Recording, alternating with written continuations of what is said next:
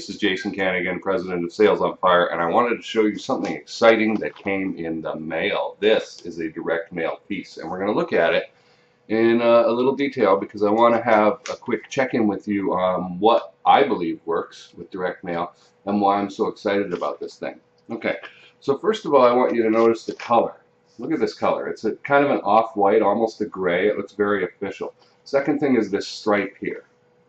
And that adds some sort of class. I'm not sure what. There's no return address.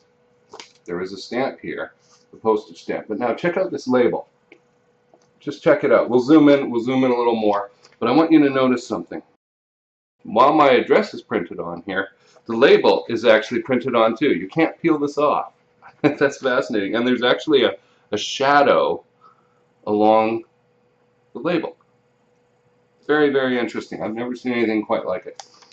This arrived in the mail, and it got me to notice it and want to know what the hell was inside within about 15 seconds. Alright, so let's take a quick look at a closer glance at this thing. Right, the first thing I'd like you to notice again is this color. It's a very odd color. It's sort of institutional. It might be government. It's not brown. But it's this off-white gray that looks very official, and then when you add this blue pinstripe to it, which is accented by the border of the label here, it really jumps out at you and says, hey, this could be something important. There's no return address, so that appeals to massive curiosity. What the heck is this? It looks official. Maybe I should look inside. And the postage stamp is not that bad either. I mean, even that looks pretty good, and it's not jerkily applied or anything like that.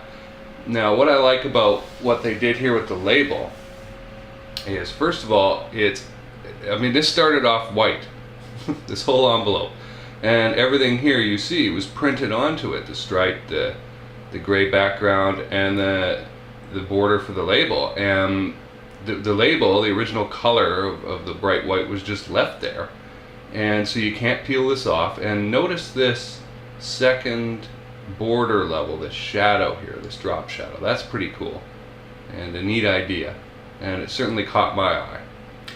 Even this line at the top here of text, I don't know what this is. Is this baloney? This is the kind of thing I would put on an envelope to get people to be curious, but it could be a routing number, a tracking number, something like that. And then the address, and then the instruction for the postal service. Is the postal service going to obey? I don't know, but it certainly adds to the idea that whatever in here is valuable, and you would better take a look at it if you're the receiver.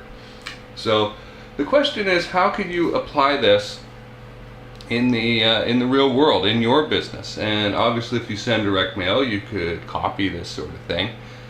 Inside, by the way, was I belong to the AAA, the motor association that helps you when your car breaks down, and it's a thing for life insurance. There's a standard 3-piece package inside. It's not too bad, but the exterior is what I wanted to explore in this video, because getting someone to open the envelope is the key, okay, in life, in selling. If you can't start that conversation, you don't have the basis of a sale. If I don't open this envelope, it doesn't matter how great the content is inside, right? If you don't open this mail piece, you don't get to see what's inside. And so the writing could be beautiful, the graphics in there could be amazing, but it just doesn't matter if you don't open the darn envelope. Okay, let's take a closer look at this envelope. First of all, this ECR lot code here, I did some quick research in the intervening couple minutes here, and I found it's something called Enhanced Carrier Route Line of Travel, and it's a discounted rate code for the U.S. Postal Service. So it is actually a thing. It tells the Postal Service where to send this to, and it implies that the company sending it, in this case AAA, got a big discount for investing 90 days early in their mailing, which they can do because they have a lot of customers. And so that might be something that you could consider doing too. See if you could get a discount from email. I don't know if AWeber would give you a discount, but maybe a solo ad partner might or something. When we look at the address as a whole, let's look at this address box here. Everybody says personalize, right? Let's personalize the message. Well, this was barely personalized. All it had was my name on it and my address, and that's about the bare minimum, isn't it? All right, so the point here is if you can get into your customer's email box, it doesn't really have to be that personalized. But the border here and the colors and all that make it look official. Let's look at the colors actually.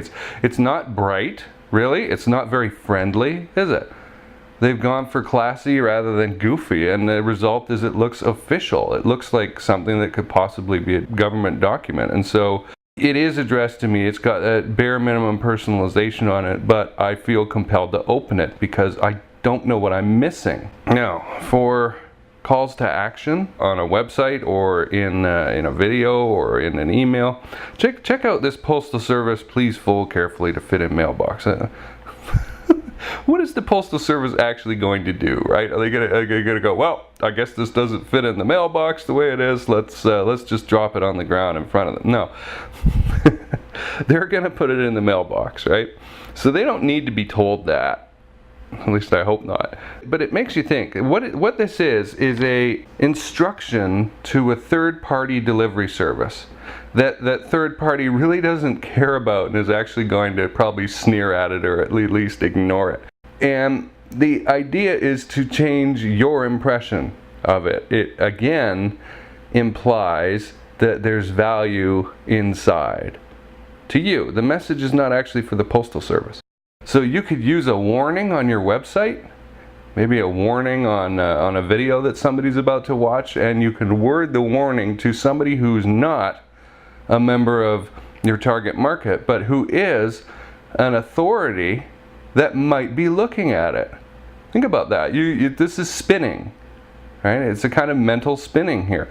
The warning on that website will guide the behavior of your prospect, your visitor, even though it's not directed at them specifically. It's interesting. It's sending it to a third party, but you're still receiving the message. Huh. It was folded carefully to fit in my mailbox. It must be valuable, right? Think about these things. It wasn't personalized. There's nothing lumpy about this message. Everybody talks about lumpy mail. There's no lumpy thing in here. It's just papers. But I was encouraged to open it immediately. They went for classy rather than silly. Very official. What this all added up to was curiosity from your target market. And so that is a great starting point for your target market when they're viewing your content.